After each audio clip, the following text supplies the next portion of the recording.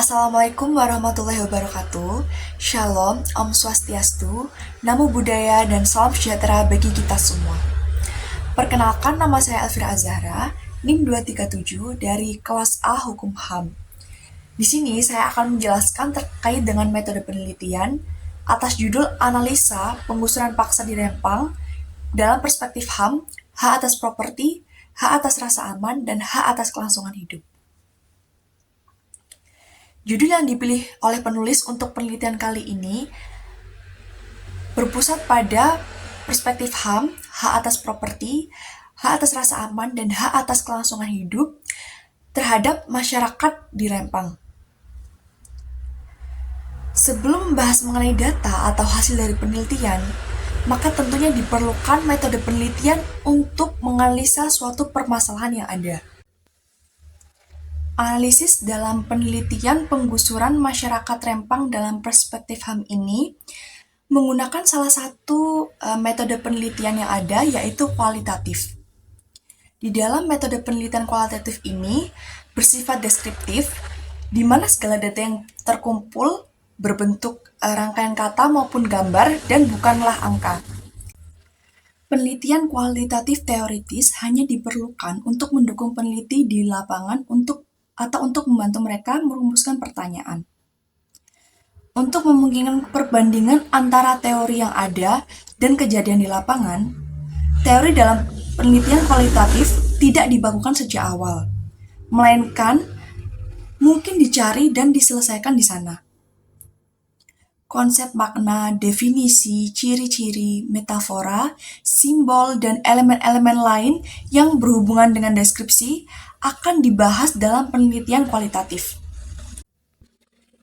Pendekatan yang dilakukan dalam metode penelitian ini menggunakan teknik komparatif.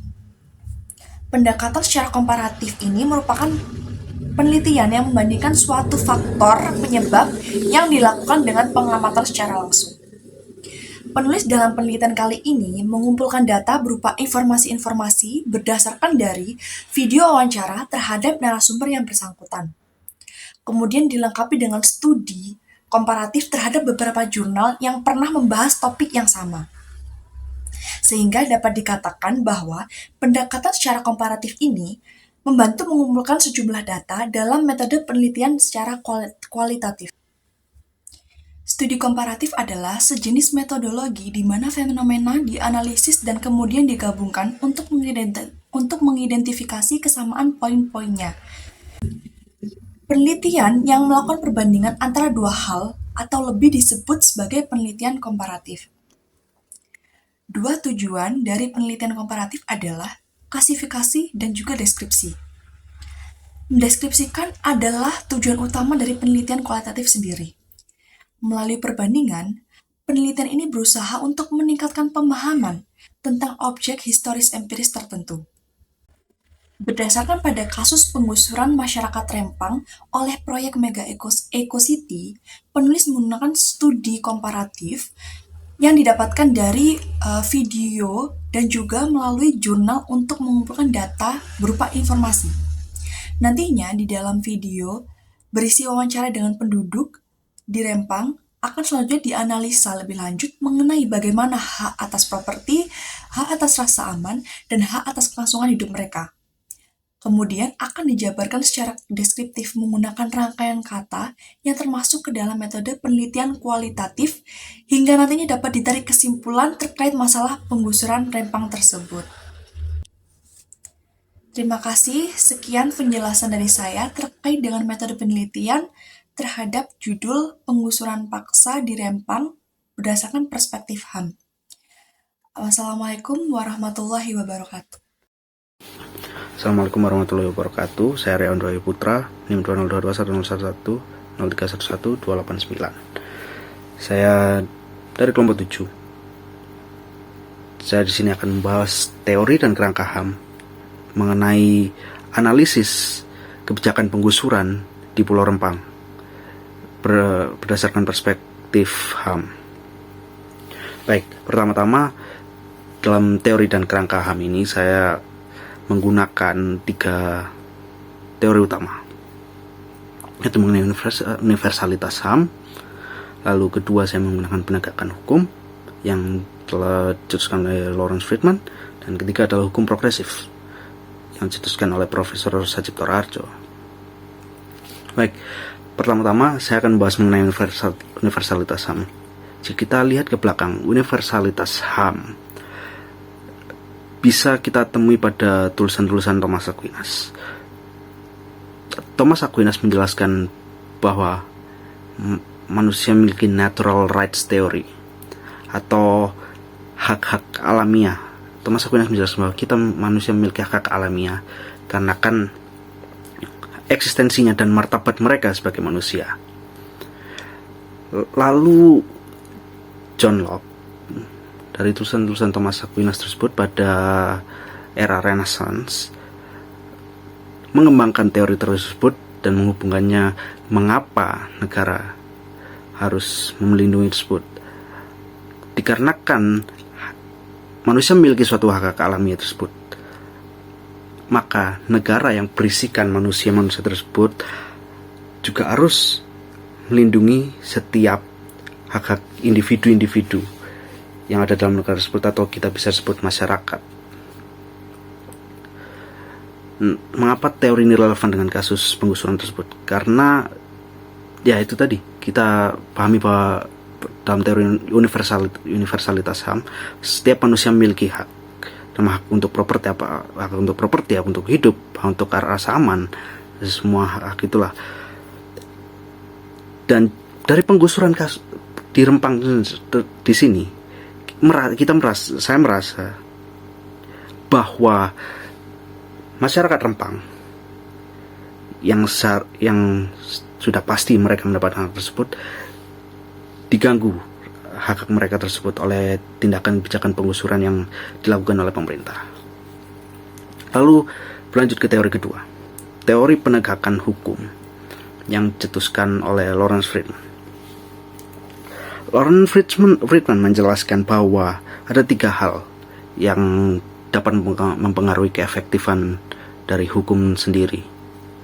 Yang pertama adalah legal substance, lalu kedua legal culture, dan ketiga adalah legal structure. Jika kita melihat dari ketiga ini, bahwa hukum memerlukan 3 hal ini untuk berjalan dengan efektif. Tetapi sepertinya pemerintah yang seharusnya melindungi masyarakat melalui 3 sarana hukum tersebut sepertinya gagal, terutama dalam legal substance dan legal structure. Legal substance mereka masih sering dieksploitasi oleh pengusaha-pengusaha besar ataupun oleh para pejabat-pejabat yang korupsi. Mereka sering mengeksploitasi celah-celah dalam legal substance di negara kita seperti dalam undang-undang. Dan mengenai legal structure, masih banyak kasus KKN, korupsi, kolusi, dan nepotisme yang menyebabkan legal structure kita masih lemah. Jadi seharusnya kita menguatkan mengenai undang-undang tersebut dan juga legal structure dengan negara ini. Lalu kita masuk ke pembahasan ketiga, yaitu mengenai teori hukum progresif dari Profesor Sajipto Raharjo. Relevansi dari teori ini saya merasa karena dalam teori hukum progresif menjelaskan bahwa hukum seharusnya melindungi masyarakat. Kita membuat peraturan hukum yang pro rakyat, tapi pada kenyataannya tidak. Dan dalam teori ini saya mengharapkan adanya tindakan dari pemerintah untuk membentuk hukum yang pro pada rakyat. Itu saja penjelasan dari saya. Terima kasih. Wassalamualaikum warahmatullahi wabarakatuh. Assalamualaikum warahmatullahi wabarakatuh. Nama saya Sandra Nabila Dwi Cahya dengan NIM 122. Saya dari kelompok 7, dari HAM kelompok 7 yang mengambil topik penelitian berjudul Analisa Kebijakan Penggusuran Paksa di Rempang dalam Perspektif HAM, dilihat dari hak atas properti, rasa aman, hak atas kelangsungan hidup. Berikut dari data hasil penelitian yang bisa saya ambil dari beberapa literatur jurnal, buku, dan serta media seperti YouTube, bahwa dalam laman melalui Kompas 2023 di laman YouTube-nya. Pada tanggal 14 September tahun 2023, pemerintah berencana untuk merelokasikan 4 kampung yang berada di Rempang untuk dijadikan mega proyek Rempang Eco City. Dan 3 dari 4 kampung tersebut rencananya digunakan untuk pabrik kaca dan juga menara Rempang Eco City. Langkah pertama yang diambil oleh masyarakat untuk melaksanakan mega proyek tersebut adalah berdiskusi dengan beberapa kepala adat dan masyarakat yang ada di Pulau Rempang tersebut. Namun, hasil dari diskusi tersebut harus diterima pahit oleh pemerintah. Karena apa? Masyarakat tidak ingin untuk mega proyek ini diselesaikan. Mereka berkata bahwa silahkan untuk berinvestasi di Pulau Rempang kami, namun jangan merusak atau merelokasikan warga kami. Namun pemerintah sudah berencana untuk menyiapkan sekitar 450 hektar lahan di Pulau Galang untuk merelokasikan warga Rempang. Pemerintah juga memberikan sebanyak 2.700 rumah dengan 45 tipe dan akan dibangun di halaman sekitar 500 meter persegi. Selain itu, pemerintah juga menyiapkan instalasi beberapa fasilitas seperti air, pipa listrik, jalan, telekomunikasi, serta pelabuhan bongkar muat hingga dermaga. Petugas keamanan dan polisi setempat juga menyuruh agar 4 kampung tersebut segera dikosongkan dan diberikan kepada PT Makmur Elo Graha, paling lambat hingga 28 September 2023. Mengapa harus segera dikosongkan? Karena mega proyek akan tetap dilaksanakan sesuai dengan perkataan Menteri Investasi Bahlil Lahadalia. Pemerintah juga menggait beberapa perusahaan swasta seperti PT Makmur Elo Graha yang diketuai oleh Tommy Winata. Sebenarnya proyek ini tuh sudah berlangsung dari tahun 2002 dan pemerintah juga sudah memberikan hak guna usaha sertifikatnya kepada perusahaan swasta tersebut. Namun hingga saat ini pemerintah tidak juga melaksanakan pembangunan mega proyek tersebut. Alhasil dari 2002 hingga ke 2023 itu masyarakat semakin banyak yang datang ke Pulau Rempang tersebut dan membuat pemukiman. Sebenarnya dari data hasil yang saya dapatkan dari literatur jurnal, ada manuskrip Belanda yang ditemukan sejak tahun 1642 yang berjudul The Orang Bonea of Wilden of Malakan in 1642. Jadi keberadaan orang asli Pulau Rempang itu adalah orang darat dan orang utan yang ditemukan oleh Johan van Twist. Jadi menurut Samuel, masyarakat Rempang itu sudah memiliki hak alas atau surat keterangan tanah sebagai alat bukti kepemilikan hak atas tanah tersebut. Namun, pemerintah menganggap bahwa tanah tersebut adalah tanah milik mereka dan dimiliki oleh negara. Jadi, tanah Rempang tersebut dianggap oleh negara adalah tanah negara dan bukan tanah milik warga Rempang, yaitu tanah adat. Serta di tempat relokasi yang baru tersebut, pemerintah juga menjanjikan sertifikat hak milik di Pulau Galang. Namun sertifikat tersebut akan ditahan hingga tahun depan dan tidak diberikan saat para masyarakat Rempang yang direlokasikan itu langsung pindah. Dan menurut data yang saya dapatkan dari literatur jurnal, sekitar 300 dari 900 warga Rempang, kepala keluarganya sudah setuju untuk pindah. Baiklah. Tadi adalah data hasil penelitian yang dapat saya sampaikan. Mungkin mohon maaf adanya salah kata atau beberapa data yang kurang. Mohon maaf. Jadi wassalamualaikum warahmatullahi wabarakatuh. Pembangunan mega proyek Eco City yang dilakukan oleh PT Arta Graha Group yang dipimpin oleh Tommy Winata sudah terjadi sejak tahun 2002. Namun, sejak tahun tersebut izin sudah diberikan dari pemerintah Kota Batam dan tidak kunjung dikerjakan oleh perusahaan swasta tersebut. Maka dari itu, masyarakat setempat mulai menjadikan lahan tersebut menjadi pemukiman. Tetapi mereka yang menghuni tanah sengketa memang tidak memiliki sertifikat tanah yang resmi. Padahal masyarakat di Pulau Rempang telah mendiami tempat tersebut sejak tahun 1642. Permasalahan ini tentunya suatu hal yang problematik dan rekan-rekan penggusuran penduduk tersebut dapat dinilai sebagai pelanggaran hak atas properti, hak atas rasa aman, dan hak atas kelangsungan hidup. Perihal ini dikarenakan masyarakat Rempang yang telah menduduki daerah tersebut sejak abad ke-17 sangat terancam berlangsungan hidup mereka, dikarenakan adanya penggusuran paksa oleh kepolisian dan properti-properti mereka dijadikan proyek tersebut.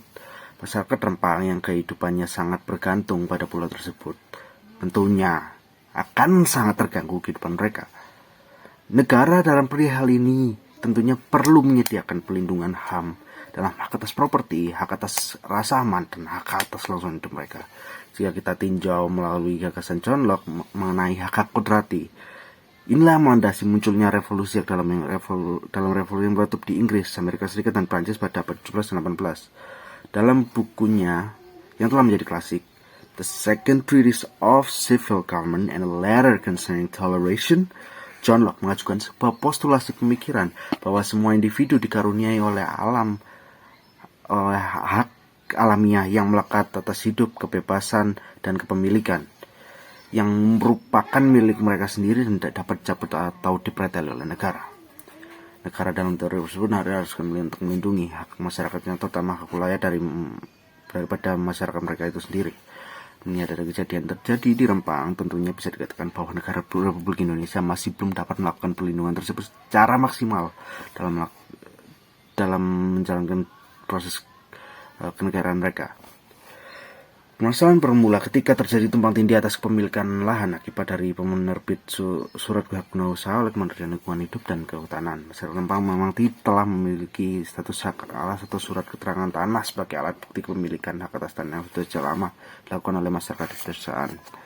Melalui suatu social contract, perlindungan atas hak yang tidak dapat dicabut ini diserahkan pada negara. Dan menurut John Locke, apabila penguasa negara mengabaikan kontrak sosial itu dengan melanggar hak kodrat individu, maka rakyat di negara itu bebas menurunkan sang penguasa dan menggantikannya dengan suatu pemerintah yang bersedia menghormati hak tersebut, atau masyarakat bebas melakukan revolusi. Duham juga menjelaskan bahwasanya manusia juga berhak mendapatkan perlakuan non-discrimination dan bahwa perlakuan diskriminatif dikarenakan ras, agama, tempat ia tinggal, dan pandangan politik merupakan suatu pelanggaran dari HAM itu sendiri. Selain itu, Jack Donnelly dalam bukunya Universal Rights in Theory and Practice juga menjelaskan bahwasannya eksistensi HAM tidak diberikan pada setiap manusia oleh masyarakat atau pendukung positif, melainkan karena martabatnya sebagai manusia. Karena pada proses penggusuran masyarakat Rempang yang akan dibangun mega proyek Rempang Eco City tersebut tahun 2002 pada perusahaan swasta PT Atagra Group yang dipimpin oleh Tommy Winata yang mendapatkan izin HGU dari pemerintah Batam. Hal ini membuat peralihan hak kepemilikan tanah yang beralih pada pihak ketiga, membuat masyarakat semakin resah karena terkait status pemilikan tanah yang semakin tidak jelas. Pasal 6 ICCPR itu juga menjelaskan hak hidup merupakan hak tertinggi yang tidak boleh dikurangi atau non-derogatable rights, bahkan dalam situasi konflik apapun dan meskipun keadaan darurat lainnya yang mengancam kehidupan bangsa, karena hak ini telah melekat terhadap diri setiap manusia serta merupakan hak fundamental yang harus dilindungi oleh negara. Kemudian sesuai Duham mengenai kebebasan dari rasa takut kekurangan merupakan cita-cita manusia yang hanya dapat dicapai jika seluruh manusia menikmati hak ekonomi, sosial, budaya, serta sipil dan politik. Pasal 11 ayat 1 ICSCR menyatakan bahwa negara-negara yang berada pada kovenan tersebut juga mengakui hak setiap orang atas standar hidup yang layak bagi dirinya, berkaitan termasuk pangan, sandang, papan yang layak, dan atas perbaikan kondisi hidup yang berkelanjutan. ICCPR dan ICCR tersebut menjelaskan bahwa kasus penggusuran masyarakat Rempang telah mencederai makna-makna yang tercantum dalam dua kovenan internasional tersebut. Pada kesimpulannya, dalam pembangunan mega proyek Rempang Eco City oleh PT Atagra Group di Rempang terjadi konflik antara perusahaan dan masyarakat setempat yang telah lama mendiami lahan tanpa memiliki sertifikat resmi. Konflik ini mencakup hak atas properti, rasa aman, dan kelangsungan hidup yang dimana hal ini harus dilindungi oleh negara sesuai dengan prinsip HAM. Masalah ini terletak pada kepemilikan lahan dan penerbitan surat HGU atau hak guna usaha, serta melibatkan hak non-diskriminasi dan hak hidup yang merupakan hak fundamental. Konvensi Internasional CCPR dan ICC juga mengakui pentingnya melindungi hak tersebut. Oleh karena itu, penyelesaian konflik ini memerlukan pendekatan yang menghormati hak-hak masyarakat setempat, memastikan keterlibatan mereka dalam proses keputusan, dan mematuhi standar HAM yang telah ditetapkan secara internasional. Hanya dengan pendekatan yang inklusif dan menghormati hak asasi manusia, konflik semacam ini dapat diselesaikan secara adil dan berkelanjutan.